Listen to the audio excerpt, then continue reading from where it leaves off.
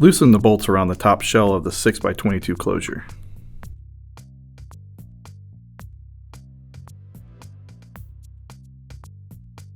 Using a flathead screwdriver, pry the top shell from the bottom shell. Remove the organizer from the bottom shell and discard both shell halves. For easier cable management, lightly restrain the buffer tube bundles using zip ties.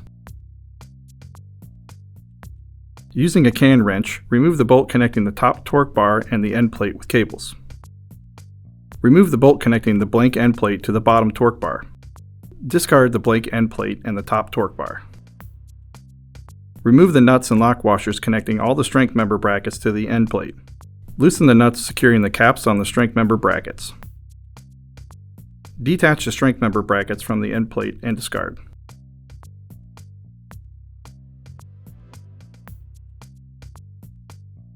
Loosen the end plate bolts using a socket wrench with a 1/2-inch socket.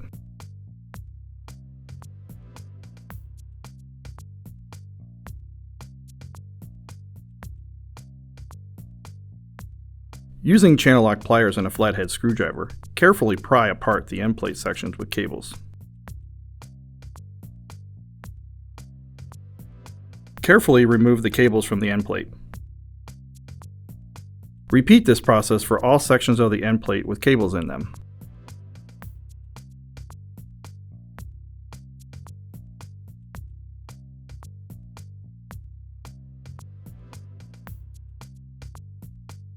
Remove the hold-down strap from the splice tray studs. Gently remove the splice trays and the buffer tube bundle from the organizer. The organizer can be discarded.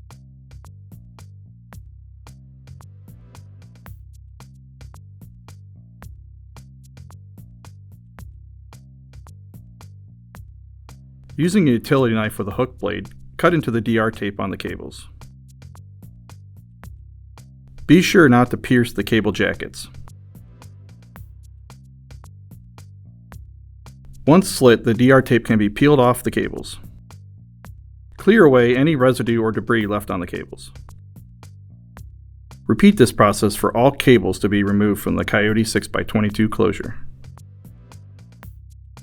Prepare cables to entry into the 6.5x22 dome closure.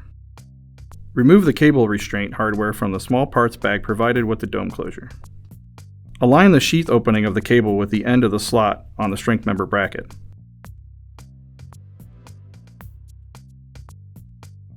Trim the strength member flush with the end of the strength member bracket. Place the strength member cap on the strength member and insert it into the strength member bracket.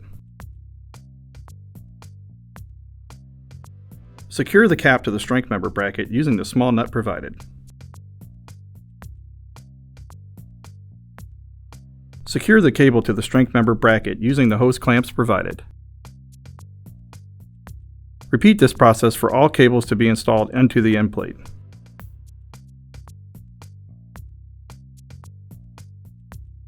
Using a cable measuring tape, determine the diameter of each cable. Determine the grommets that correspond to your cable quantities and diameters. Using a utility knife, slit the grommet using the slit line on the grommet or tangent to the hole being used.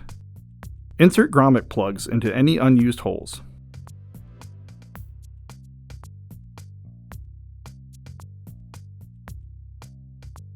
Place the slit grommet onto the cables. Repeat this process for all grommets being used.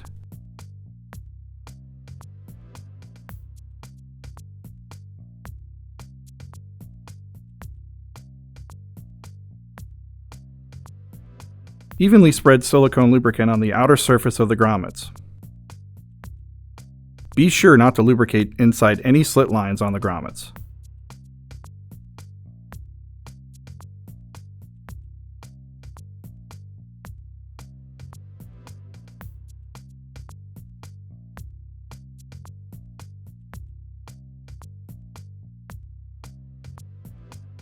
Prepare the 6.5x22 dome closure with universal organizer. Identify the cable ports that will be used. Cable ports 3 and 4 should be used for feed cables, while ports 1 and 2 should be used for branch or drop cables. Unscrew the end cap bolts on the cable ports to be used. Remove the end caps from the end plate. Using side cutters, snip the grooves on both sides of the inner and outer tabs of each cable port to be used. Remove the tabs by pulling them outwards from the end plate using the side cutters or pliers. Repeat this process for all cable ports to be used in the end plate.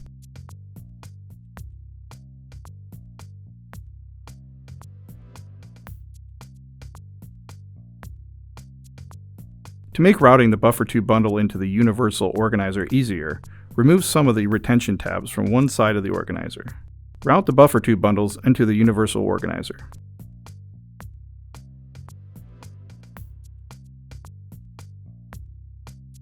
Reinstall the retention tabs onto the organizer, ensuring that the buffer tube bundle is underneath all the tabs. Place the splice trays onto the splice tray studs. Secure the splice trays using the hold-down strap.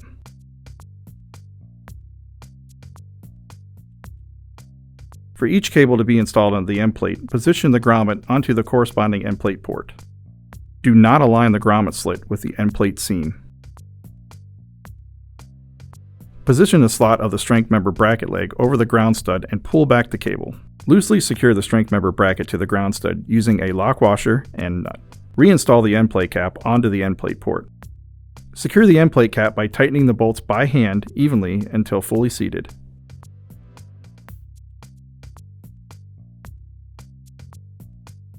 Repeat this process for all cables being installed in the end plate.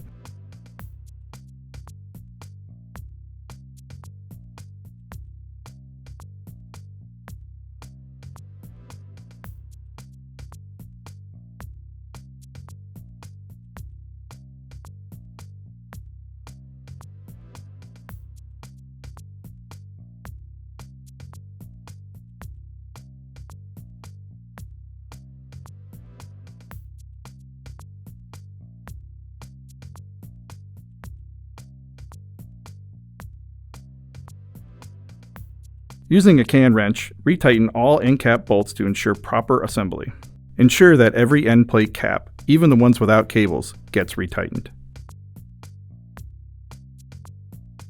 Once all end plate caps have been secured, tighten the nuts on the ground studs to fully secure the strength member brackets to the end plate. Evenly spread silicone lubricant on all surfaces of the gasket.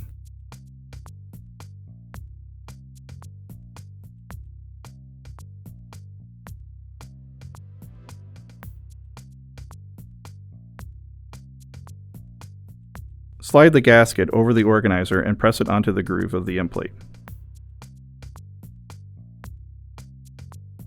Work the gasket into the groove on the end plate to ensure it's properly seated.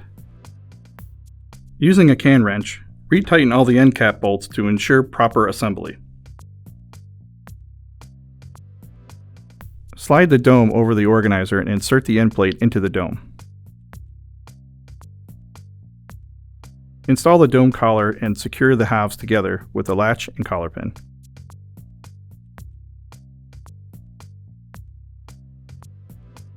For flash testing, remove the cap from the air valve. Pressurize the closure to a maximum of 10 psi.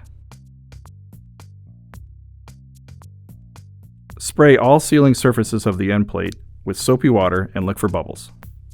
If no bubbles are seen, the closure has been properly assembled. Release the pressure out of the closure and reinstall the cap onto the air valve.